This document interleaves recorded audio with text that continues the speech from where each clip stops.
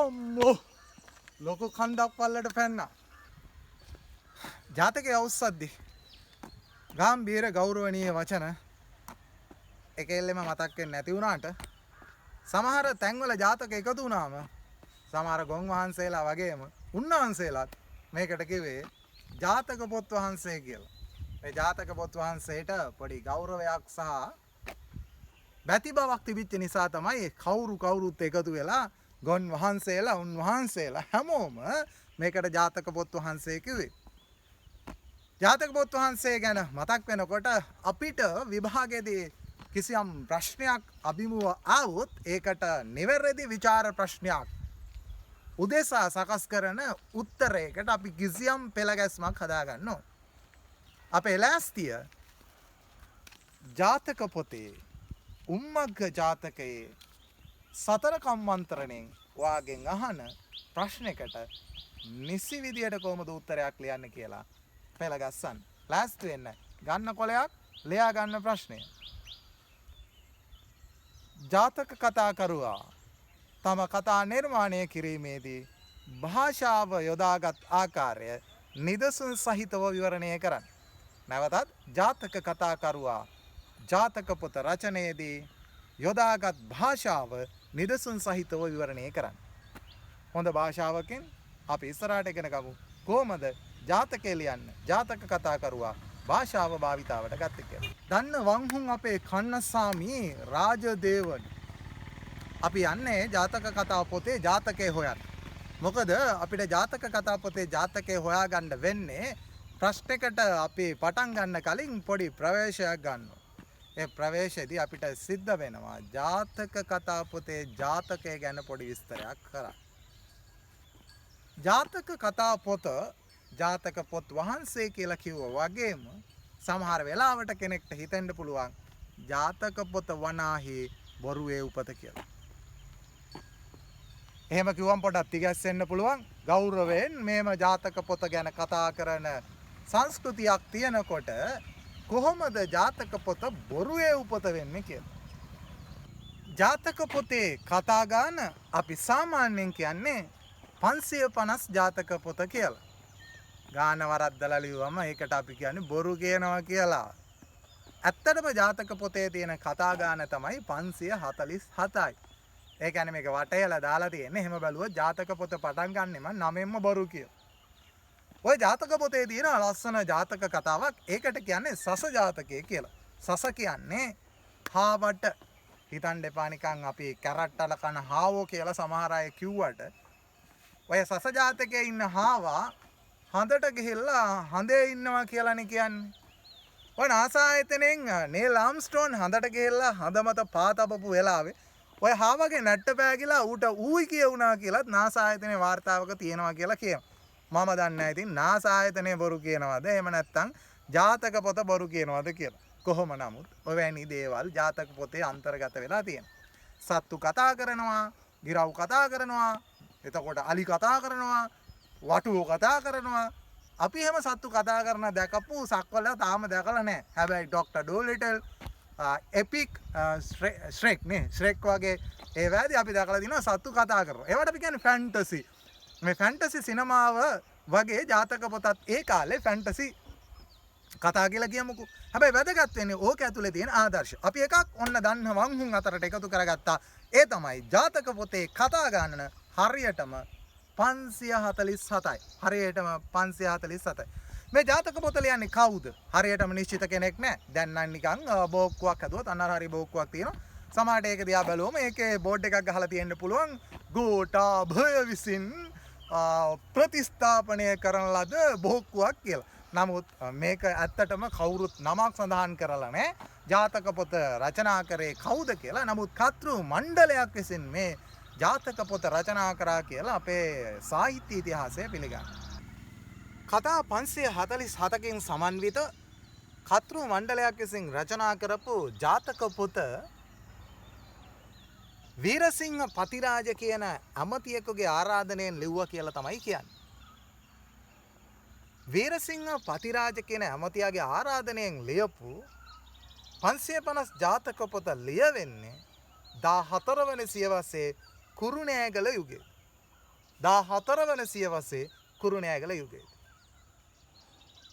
ඔය ජාතක පොතේ කොටේවත් තියෙනවා දිගේවත් තියෙනවා. කාටත් එහෙමනේ. කොට ජීවිත ජිග ජීවිතනේ. ජාතක පොතේත් කොටේව දිගේව තියෙනවා. ඒ අතර මේ දිගම එක ජාතක පොතේ දිගම එක ගහනවා මෙන්න මේ ගල් ගෙඩියෙන් අමතක වෙලා තිබ්බොත් එහෙම මතක තියාගන්න. ඒ තමයි උම්මා අග්ග ජාතකය. උම්මග්ග ජාතකය. පොඩ එහෙම කළා කමා දාලා කියමුනම් වෙන වෙන අදහස් වෙන්න පුළුවන්.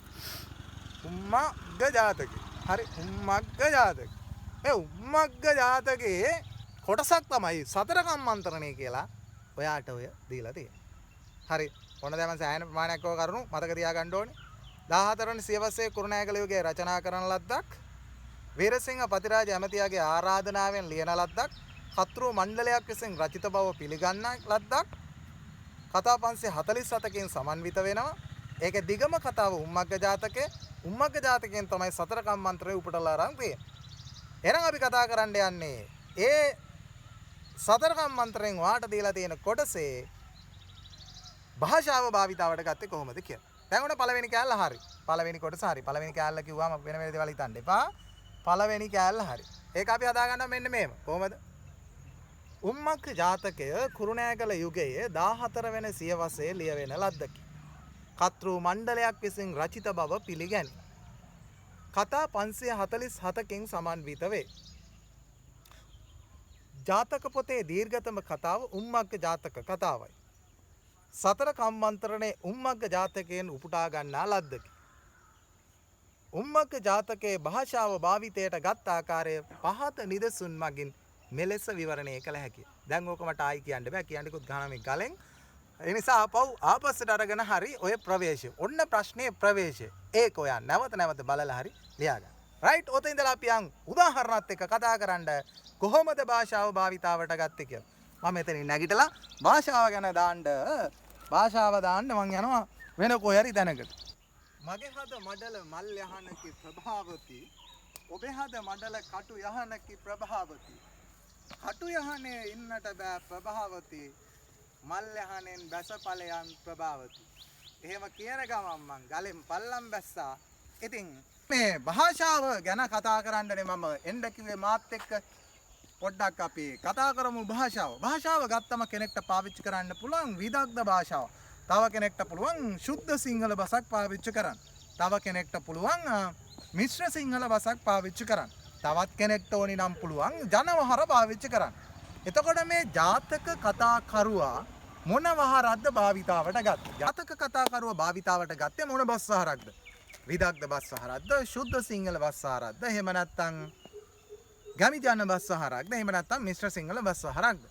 දැන් කෙනෙක්ට නිර්මාණයක් කිරීමේදී මේ ඕනෑම බසක් භාවිතාවට ගන්න පුළුවන්. එක එක යුගවල එක එක අවධිවල විවිධ භාෂා ශෛලීන් භාවිතයට අරගෙන නිර්මාණය කරලා තියෙනවා. දැන් මොකද්ද මේ විදග්ධ එහෙම නැත්නම් ගමි ජන වහර එහෙමත් නැත්නම් සුද්ධ සිංහල මේ විදිහට භාෂාව වෙන් වෙන්නේ කොහොමද කියලා කතා කරන්න. මේක භාෂා පාඩමක් නොවන නිසා අපි ජාතක පොතට අදාළ භාෂා ව්‍යවහාරය ගැන කතා කරමු. ගන්ධදාම පුෂ්පදාමාවලම්බිත නානා වර්ණ විචිත්‍ර විතානෝපලක්ෂිත අලංකෘත සිරියහන් ගර්භය බලන්නාහු. එහෙමයි තියෙන්නේ. ගන්ධදාම පුෂ්පදාමාවලම්බිත නානා වර්ණ විචිත්‍ර විතානෝපලක්ෂිත අලංකෘත සිරියහන් ගර්භය බලන්නාහු. හරි මේ දවස්වල අර කදා භජන් එකේ අන්තිමටත් එන හු කියලා ඒ වගේ තමයි මේක. හරි ඒ වගේ මෙහෙම තමයි මේකේ තියෙන්නේ. දැන් මේ භාෂා ශෛලිය දිහා බලවම ගන්ධදාම වන්න ගන්ධ ගුණෝපේතම් පාලි මතක් වෙනවානේ පාලි එතකොට ලම්බ කිව්වම අපිට මතක් කරන්නේ සංස්කෘත වගේ. ලම්බ කියලා කියන්නේ ඇත්තටම මේ සිංහලට ගත්තොත් ලබ්බ. එහෙම ගියම පොඩක් තියස් වෙන්න එපා. ලබ්බ. එතකොට ලබ්බ කියලා කියන්නේ එල්ලෙනවා. එතකොට අර වේෂන් බාසුන්න පාවිච්චි කරන එල්ලෙන මෙහෙම වැනෙන එක ඒකට කියන්නේ ලම්බේ. එතකොට අර වැලේ හැදලා තියෙන මෙහෙම එල්ලෙන එකට කිව්වේ ලබ්බ.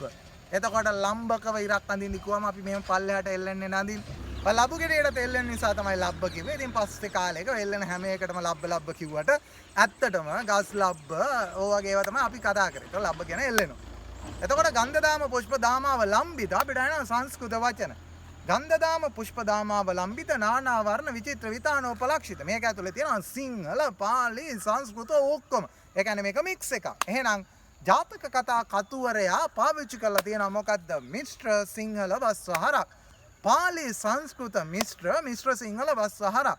ඒ වගේම නිකන් ඔයාට පේනවා ඇති මේක කියද්දි ටිකක් රිද්මයානුකූල භාවයක් තියෙනවා. මේ බලන්න ගන්ධදාම පුෂ්පදාමාව ලම්බිත නානා වර්ණ විචිත්‍ර විතානෝපලක්ෂිත අලංකృత සිරියාන් ගර්භය බලන්නාහු.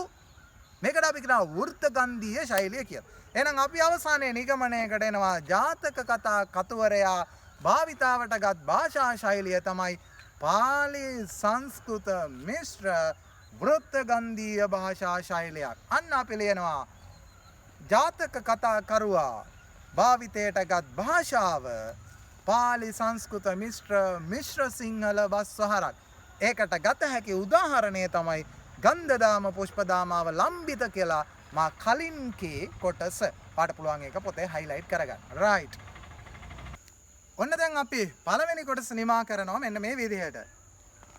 මේ මලක් හම්බුණා. හරියට මේ මලක් දැන් මේ දවස්වල අපේ ජීවිත වගේ. හුලඟ ආපුවාම